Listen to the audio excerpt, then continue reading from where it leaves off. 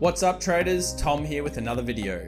Today we'll be talking about our thoughts on the Federal Reserve intervening in the stock markets again last night, the now risk-on sentiment taking the world by storm, and what looks to be the beginnings of a continued kangaroo stock market for the short term. Stay tuned. So yesterday was a sea of red, now we have a sea of green. The VIX is down, volatility is supposedly lower, and we have incredible moves on the indices.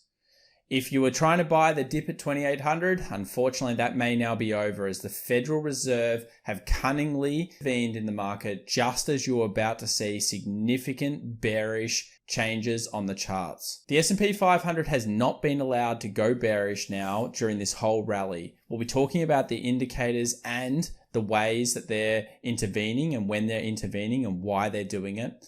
And specifically, we're also going to be talking about why traders especially need to consider trading other instruments. Remember, indices, if you're investing in them, sure, that's amazing. And buying them, there's no problem with that, especially with the Fed being in the market.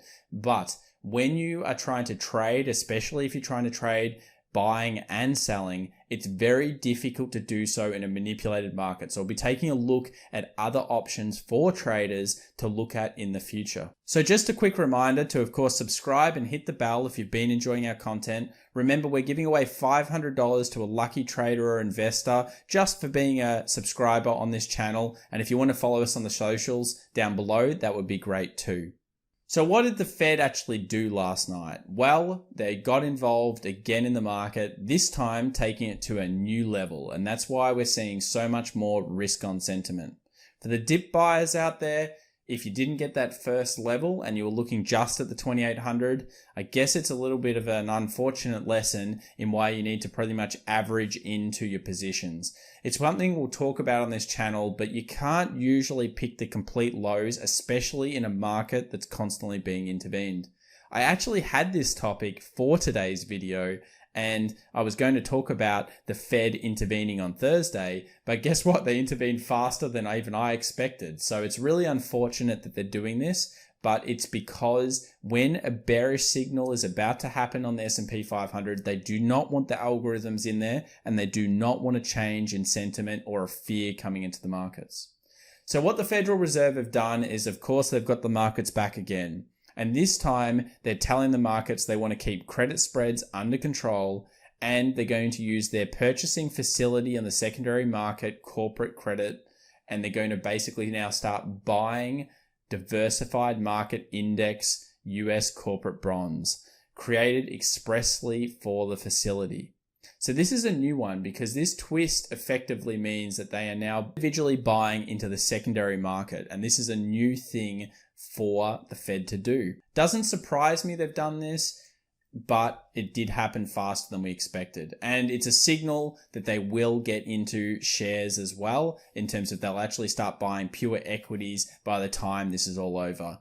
You can almost bet they're going to do that because guess what? The Japanese central bank did it as well. So what's happened now is effectively the central banks have put a floor under all of the stock markets around the world. The European equity markets have a floor in them. The US equity markets have a floor in them. And it's going to be very, very difficult to fight these floors because, as I've said on this channel before, the Federal Reserve has a little bit more money than anybody thinks they do. In fact, I've estimated it's upwards of 20 to 30 or even more trillion dollars that they could go to. Will they want to? No. But most people think 10 to 12 trillion is where they'll be at before they fully stabilize these markets and get through this current crisis. So what I want to talk about first is I want to go to the S&P 500, and I want to talk about the importance for all traders out there to make sure that you're seeing confirmation signals before you choose to go short or long. Here is the previous resistance on the S&P 500. And we have the support over here at 3,000, the key psychological zone. But what I want to firstly say is that the market, while in the futures was underneath 3,000, the market quickly opened up above 3,000. And of course, then the Fed intervened and pushed the market higher. Notice what was happening on the moving averages. We had the 20 EMA and the 50 EMA about to cross. Every time this has happened on the stock market since the first time in the 1st of April, we have seen the Federal Reserve intervene very quickly at that point.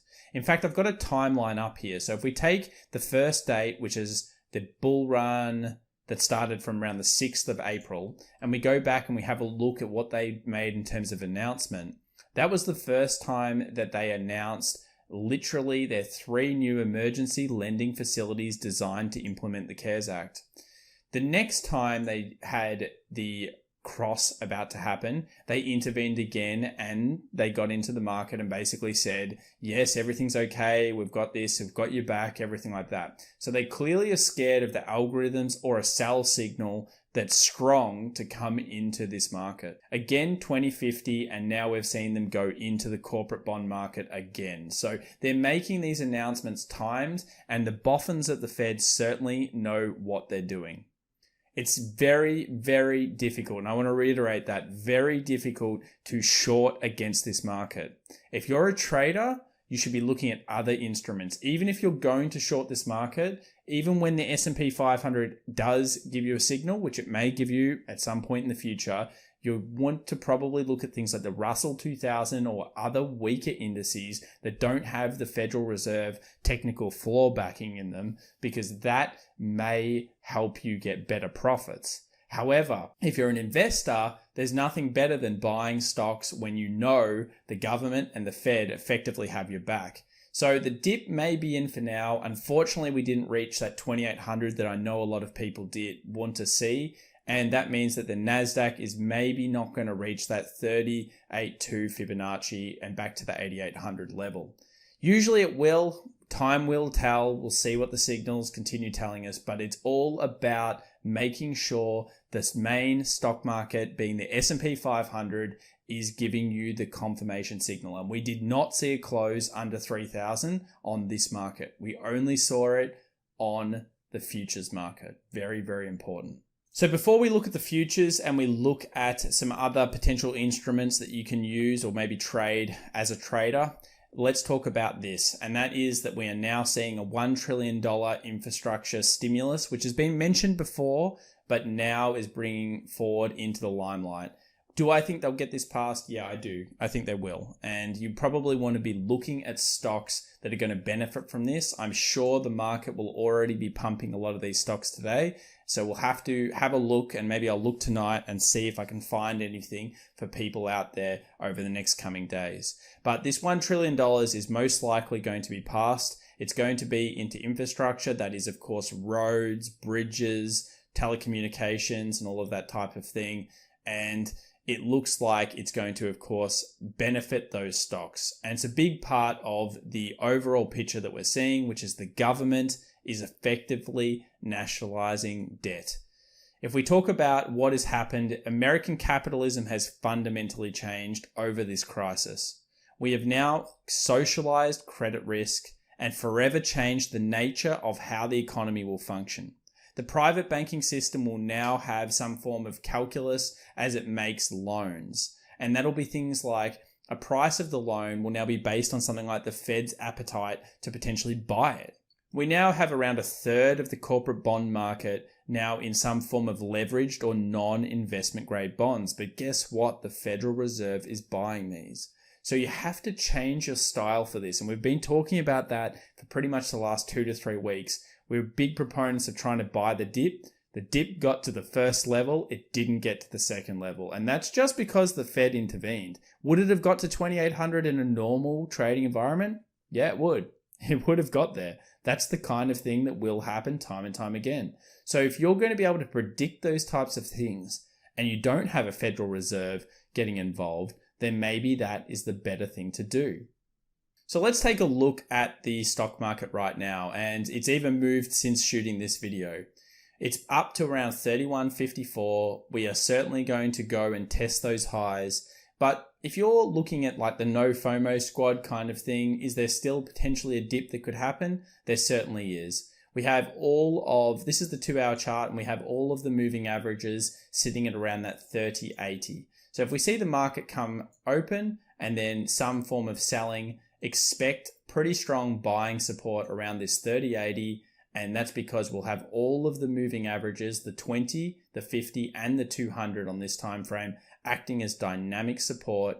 And this would be a level where you would see usually a bounce, and the market will probably return to the highs over the next couple of days, and that will be the next form of resistance. So it's happened. There was some MACD divergence, of course, from the lows in terms of the futures. But again, I'll say this, look at the S&P 500 during market opens when the real volume's there. That's where the confirmations are going to be. So we'll see the open soon and we'll see exactly what does happen. But this level is looking relatively strong in terms of the previous resistance will become support, and it was even resistance over here as well. So 3080, definitely a key zone to potentially check out during the market today. So for a lot of the bears out there that may feel like they've missed the dip again and they're wanting to get some kind of opportunity into the market, or even for bulls that are looking for opportunity, gold is always a decent trading instrument and you can definitely get into some good positions. At the moment, gold is also very technical, so that's been very good in the markets. We'll cover that and we'll cover some other Forex currencies and other things on this channel just to show the different trading opportunities versus the investing opportunities in the stock market.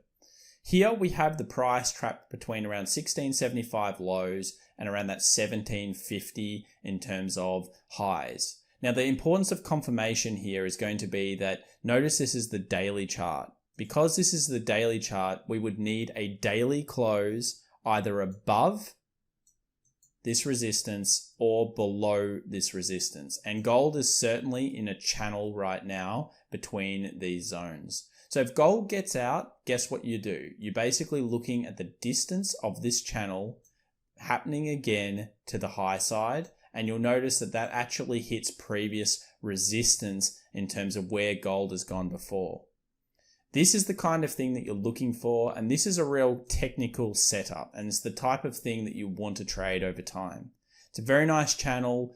We'll see what gold does over the next coming days. We'll follow it on this channel, but this is a very nice technical setup with a strong resist at a great 50 zone, which is a psychological zone. And it's all about that close and that confirmation, and then you get in. So of course we spoke about Chesapeake Energy the other day. It looks like now it's filing for bankruptcy. I just want to bring this up because it shows you that there's so many retail traders getting in. This particular stock went crazy. It went all the way up to I think about $88 from $12 or something, and then all the way back down. But you don't want to ever get involved in that type of stuff. Buy quality companies at the best price that you can. And think about this is if you're investing in this stock market, yes, you might make some money quickly, but really you're going to be needing to hold for the longer term. Can you believe in the country over time? Yes, you can, because the Federal Reserve can hold a pretty significant amount of debt for quite a long period. Hopefully everybody's got some stocks in the dip.